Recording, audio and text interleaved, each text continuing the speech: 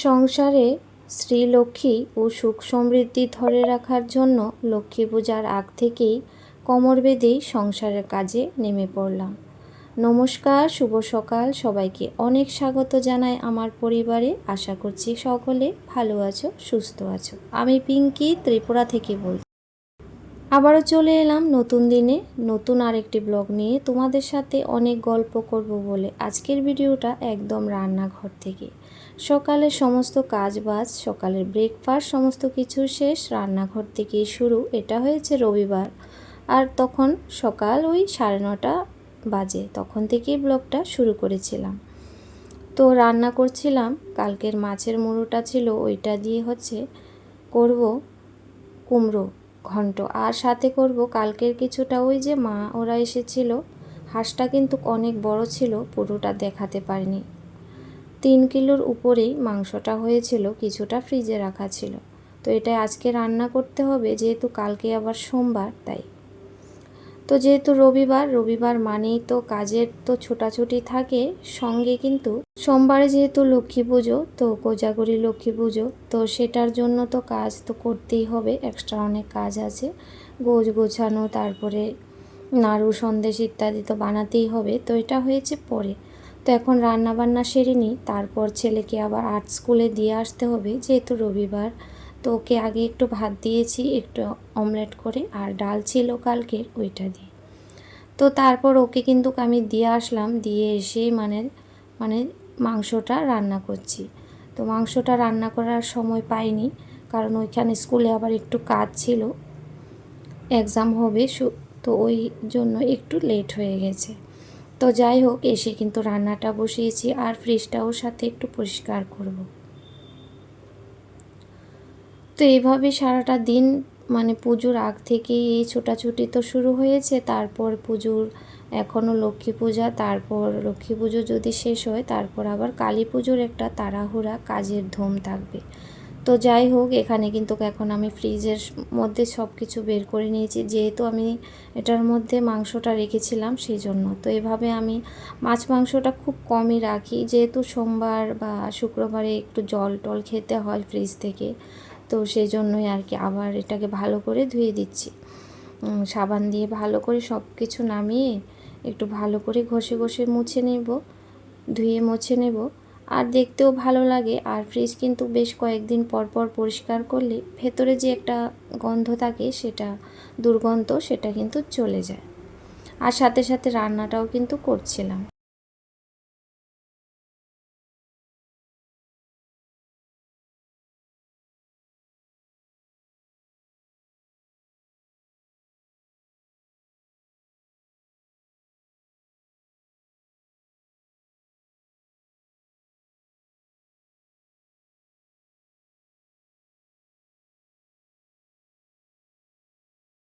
তো ওইদিকে সবার সকলের সকালে খাওয়া দাওয়া হয়েছে, আমি খাইনি, যেহেতু অনেকটা বেলা হয়ে গিয়েছিল।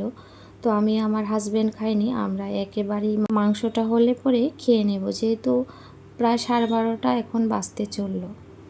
তো অনেকটা সময় পর রান্নাবান্না সেরে রান্নাঘর পরিষ্কার করে হাজব্যান্ডকে ভাত দিয়েছি। তারপর কিন্তু সাথে আমিও খাবারটা খেয়ে নিলাম দুপুরের। তারপরে এই যে মাসের খরচাগুলিও চলে এসেছে সকালবেলাটাই। তো একটা সারলে তো তবে আরেকটা কাজ করতে পারবো। তো কি করব, এখন কিন্তু এগুলা গুছিয়ে নিচ্ছি।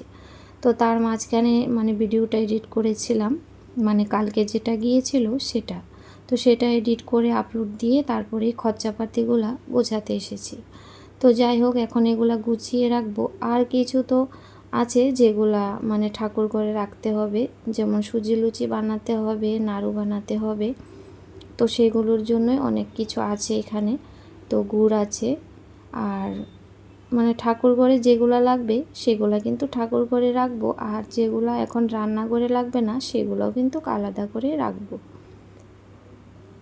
তো সবাই কিন্তু সবার কাজে ব্যস্ত, কেউ কিন্তু বসে নেই। তো ওইদিকে মা আবার যে খই চিড়ে মুড়ি এগুলা ঝেড়ে টেড়ে পরিষ্কার করে দিচ্ছিল, আর হাজব্যান্ডও একদম সারাদিন এই খরচাপাতি আনা নেওয়া, পুজোর খরচাপাতি সব কিছুই ও করছিল আর কি ওই দিকটা।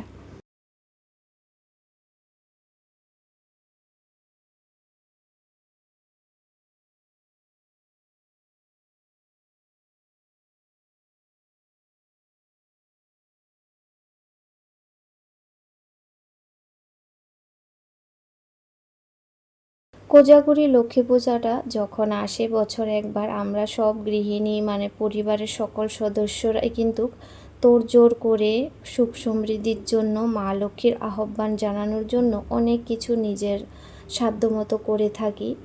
তো যাই হোক, এখানে কিন্তু নাড়ু সন্দেশ সমস্ত কিছু রাতে বানানো হয়েছে, আর বাসন কুসন দেখতেই পাচ্ছ ধুয়ে মুছে রেখে দিলাম। তো এটা হয়েছে পরদিন সকাল, মানে আজকের সকালটায় সোমবারে।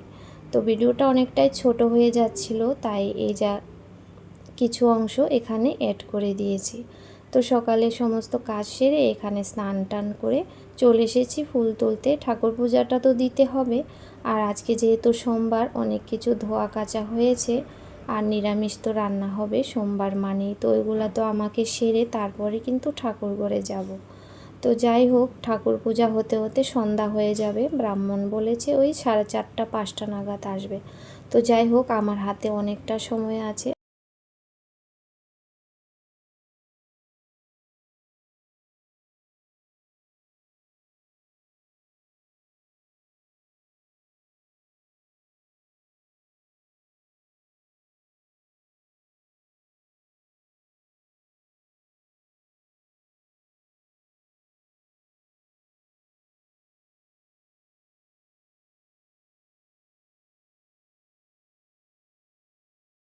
তো আজকের সকালটা একটু মেঘলা মেঘলা ছিল, মনে হচ্ছিল কখনো যে বৃষ্টি আসবে, কখনো আবার একটু রোদ্দুর দিচ্ছিল। তো যাই হোক, যেভাবেই থাকে, তো যে কোনো পূজা পার্বণে দেখো বৃষ্টি হলে ভালো লাগে না, কিন্তু দুর্গাপুজোটা ভালোই কেটেছে, তার মধ্যে কিন্তু দুদিন আবার বৃষ্টিও হয়ে গিয়েছিল।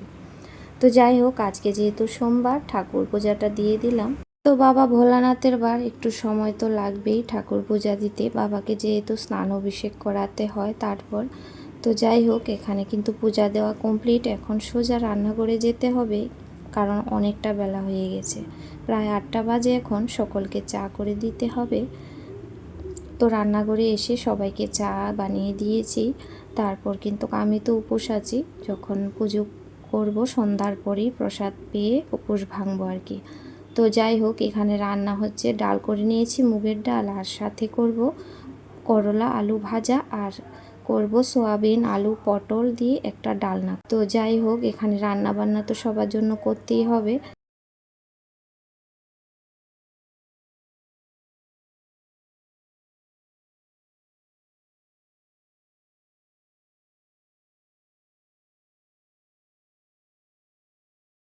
তো ছাদে আবার দৌড়ে আসি কাপড় চোপড়গুলো নেওয়ার জন্য, একটা অন্ধকার করে ভাব করেছে, আর 2-1 ফোঁটা বৃষ্টিও পড়েছিল।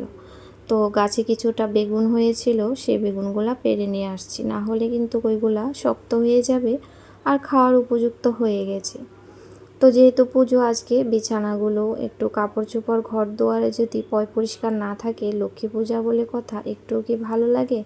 তো হাজব্যান্ড তো সকালে দেরি করে ঘুম থেকে উঠেছে, তো ও কিন্তু বেডশিটটা কেচে দিয়েছিল, আর ছেলেও অনেকটা দেরি করে ঘুম থেকে উঠেছে, আমার ওইদিকে রান্না বান্না হচ্ছিল, তো ওইটাও চেঞ্জ করে দেবো, আজকে আর ধোবো না। তো এটা ভালো করে শোকায়নি, তাই মানে কে যেন ভেজা কাপড় ছাদ থেকে এনে এভাবেই রেখে দিয়েছে। তো হাসাহাসি করছিলাম ছেলে আর আমি, ছেলে বলছে যে এই হয়েছে পাগলামি কাম। তো যাই হোক, বেডশিটটা ওকে বললাম একটু মেলে দেওয়ার জন্য। তো পাখার হাওয়াতে শুকিয়ে যাবে, বেশি একটা ভেজা নেই, হালকা ভেজাই আছে। তো ওই ভেজা ভাবটা কিন্তু ভাঁজ করে রাখা যাবে না, পরে একটা দূরভাষ আসবে ওর কাছ থেকে। তো যাই হোক, এই বেডশিটটাও চেঞ্জ করে দেব, আর পাপোশগুলো যা আছে ওইগুলো কিন্তু ধোবো না, আজকে সাইড করে রেখে অন্যগুলা পেতে নেব। তারপর তো পুজোর একটা তোড়জোড় কাজ শুরু হবে, একটু পর থেকে আবার স্নান করব। স্নান ধান করে যা পরের অংশটুকু আসবে তোমাদের সাথে অবশ্যই শেয়ার করব, কারণ এই ভিডিওটি একসাথেই করতাম, তো এমনিতে অনেক দিন ধরে ভিডিও ঠিকঠাক দিইনি, আর তারপরে একদমই ছোট্ট ভিডিওটা হয়ে গিয়েছিল আর কি। তো যাই হোক বন্ধুরা, কোজাগরী লক্ষ্মী পূজার সবাইকে জানাই প্রীতি ও শুভেচ্ছা। মা যেন সবাইকে ভালো রাখে, সুস্থ রাখে, এই কামনাই করি। সবাই খুব আনন্দ করো। আর ভিডিওটি যদি কোনো অংশ ভালো লেগে থাকে, কোনো নতুন বন্ধু হয়ে থাকো, চ্যানেলটিকে সাবস্ক্রাইব করে একটা লাইক করে দিও। তোমাদের ছোট্ট একটা লাইক আমাকে কিন্তু আরও উৎসাহিত করে নতুন নতুন ভিডিও করার জন্য। আর ভীষণ ভালো লাগে তোমাদের কমেন্ট পড়ে, তোমরা যেভাবে আমাকে কমেন্ট করো আর আমাকে ভালোবাসা দাও। তো যাই হোক, আজকের ভিডিওটি এখানে শেষ করছি। সবাই ভালো থেকো।